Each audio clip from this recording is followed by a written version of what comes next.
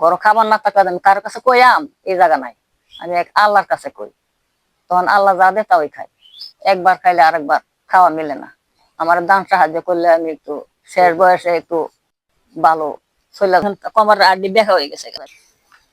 সুপ্রিয় দর্শক, প্রিয় ভাই ও বন্ধুগণ, দেশ বিদেশের যে প্রান্ত থেকে দেখছেন সবাইকে আন্তরিক শুভেচ্ছা ও সালাম। আসসালামু আলাইকুম রহমতুল্লাহি ওয়া বারাকাতুহু। আশা করছি আপনারা আল্লাহর রহমতে ভালো আছেন, আমিও ভালো আছি। আজকে আমি চলে এসেছি নরসিংদী জেলার বেলাবো উপজেলার বিন্নাবাইত ইউনিয়ন দিগলদিকান্দা গ্রাম। রহিমা নামের একজন অসহায় মহিলা মানবতর জীবনযাপন করছেন ওনার বাসায়। চলুন ওনার সম্বন্ধে এলাকার মানুষের জনমতামত শুনে নিই। আসসালামু আলাইকুম রহমতুল্লাহ। ওয়ালাইকুম সালাম রাহমাতুল্লাহ। আপনি ভালো আছেন? জি ভাই, আছি আলহামদুলিল্লাহ। আচ্ছা, আমরা তো আসছি নরসিংদী থেকে। এইখানে এই যে রহিমা বেগম নামে যে মহিলা জি খুবই মানবতর জীবনযাপন করছেন, ওনাকে আপনি চিনেন? জি জি জি চিনি। আপনাদের এলাকারই জন্য। জি এলাকারই। ওনার সম্পর্কে যদি কিছু বলতেন। ওনার স্বামী ছিল, কিন্তু দেখা গেল স্বামী একদম দরিদ্র ছিল আর কি, মানে কোনো কিছু ছিল না আর কি, মানে উপযুক্ত একটা ছেলে ছিল না যে ওনার যারা যে ইনকাম করবে এরকম ছিল না। দুইটা মেয়ে আছে, দুইটা মেয়ে তো স্বামীর সংসার করে, স্বামীর সংসার ঠিক রেখে এটা এখানে সময় দিতে পারে না। অতএব উনি খুব আপনার একদম কষ্ট করে জীবনযাপন করতেছে আর কি আমাদের জানাতে। তারপর আমরা এলাকাবাসী যারা যতটুকু সম্ভব এতটুকু ইয়ে করি আর কি। আর আমাদের জি জি সাহায্য সহযোগিতা করে থাকি, তা আমাদের দ্বারা তো সবকিছু হয় না, তাই না? কিন্তু ওনার সাথে আজকে আমরা কথা বলে যতটুকু জানতে পারলাম যে উনি এক বেলা হয়তো ভালো খাবার পেলে দ্বিতীয় বেলা ভালো খাবার পাচ্ছেন। দেখেন, আপনি কি বলেন? উপযুক্ত ছেলে যদি না থাকে, যদি কোনো ইনকাম সোর্স না থাকলে যা হয় আর কি, কষ্টকর চলে আর কি। আর বিশেষ করে যে আপনার যদি আহ দেখে থাকেন যে ওর নিজে কিভাবে বসবাস করতেছে, দেখেছেন, তাই না? আপনার সাথে কথা বলে ভালো লাগলো। ভালো থাকবেন। খালামা বাসায় আছেন?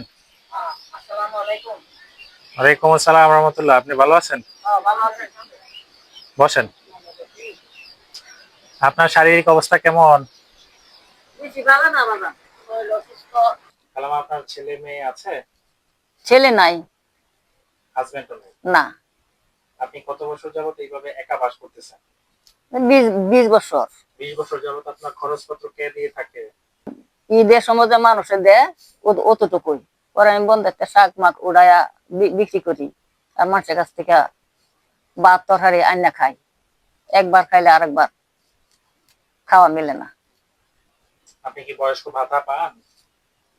3 মাস পরে পরে 1800 পাই। এই টাকায় কি আপনার চলে? না, এই 1800 টাকা আমার কিচ্ছু না। এই কারণে আমি বন্ধের শাক উড়াইয়া মানুষের বাসায় বাসায় বিক্রি করি। আপনার মাসিক খরচ কিরকম হয়? 6-7 হাজারের মতো লাগে। এত টাকা কেন?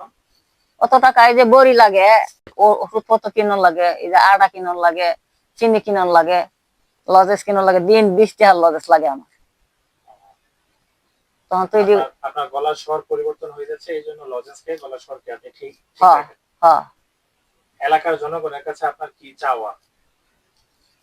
এলাকার জনগণের কাছে আমি একটু আমার দান সাহায্য করলে আমি একটু শেষ বয়সে একটু ভালো চলে যাইতাম, একটু ভালো মতে চলতাম, খায় একটু সুস্থ থাকতাম।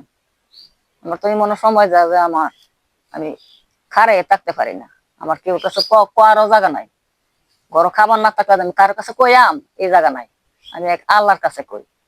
তখন আল্লাহ যা দে তাই খাই। একটু হলেও সাহায্য সহযোগিতা করেন? দে।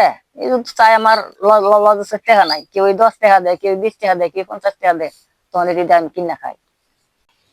এই গড় কিভাবে তৈরি করছেন? আব্দুল কাদির মোল্লা, নরসিংদী শিল্পপতি জনাব আব্দুল কাদির মোল্লা অনুদানকৃত ঘরে বাস করছেন। সুপ্রিয় দর্শক, আমরা যদি আপনাদের দেখাই, ওনার ঘরে একদম একটি নিম্নমানের চৌকি আর এরকম একটি ড্রাম ছাড়া তেমন কিছুই চোখে ধরা পড়বে না। কমার আড্ডি দেখা হয়ে গেছে গা, এই কারণে আমি বালাডি ভরে আডি হাঁটতে পারি না। আপনার হাঁটতেও কষ্ট হয়? লাডি বর দিয়া দেয়, আমি আডি পারা, লাডি ছাড়া আমি দাঁড়াইতে পারি না।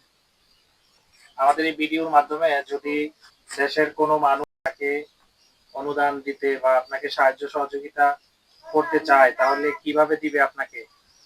তাহলে একটা বিকাশ নাম্বার দিমু, পরে এই বিকাশ নাম্বারে পাঠাইবো। আপনার যে মোবাইল নাম্বারটি আছে এটাতে একটা বিকাশ নাম্বার আপনি রাখবেন, হ্যাঁ খুলে রাখবেন, হ্যাঁ ওই নাম্বারে পাঠাই দিই। আসসালামু আলাইকুম রহমতুল্লাহ। আপনি ভালো আছেন খালাম্মা? হ্যাঁ ভালো আছি।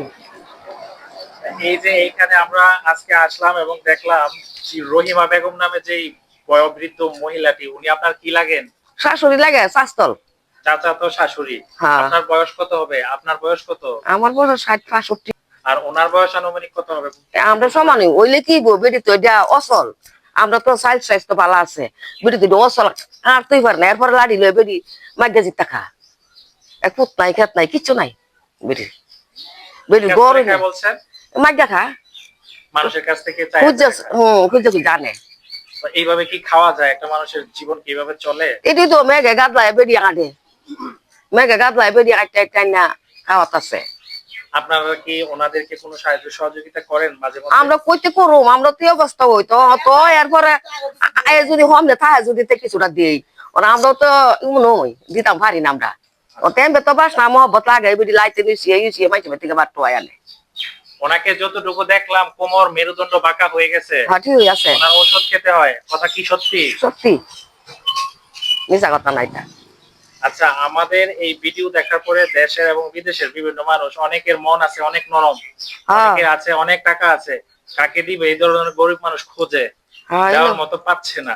যদি তারা কিছু সাহায্য সহযোগিতা করতে চায় তাহলে ওনাকে কিভাবে পাবে বলে মনে হয়? এলা মনে করো দুনিয়ার মাঝে যুগের মাঝে মানুষ পালা না, যারা তো দেখার করতে গইলার মোবাইলও দোকান লাগবো। ওনার মোবাইলে দেখে পাইবো সঠিক ভাবে। 01643898733।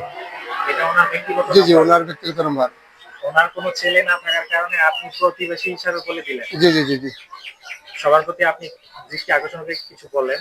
আমি বলতে চাচ্ছি যে আপনার মাধ্যমে যদি কোনো সহৃদয়বান ব্যক্তি এবং আর্থিক অনুদান দিয়ে থাকেন, এমনও হতে পারে যে আপনারা অনুদান যে ঠিকঠাক ভাবে পৌঁছাতে পারেন না, লোক পাচ্ছেন না।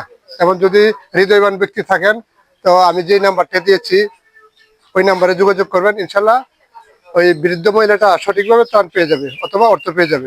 সুপ্রিয় দর্শক, প্রিয় ভাই ও বন্ধুগণ, আপনাদের প্রতি আমার একটাই আবদার, আপনাদের কাছে যদি আমাদের এই ভিডিও ভালো লেগে থাকে, আমরা সবসময় চাইবো এরকম সমাজের অসহায় মানুষ যারা আছেন তাদের ভিডিও চিত্র তুলে ধরার জন্য। আমার ক্ষমতা যতটুকু আছে আমি করে দেখালাম।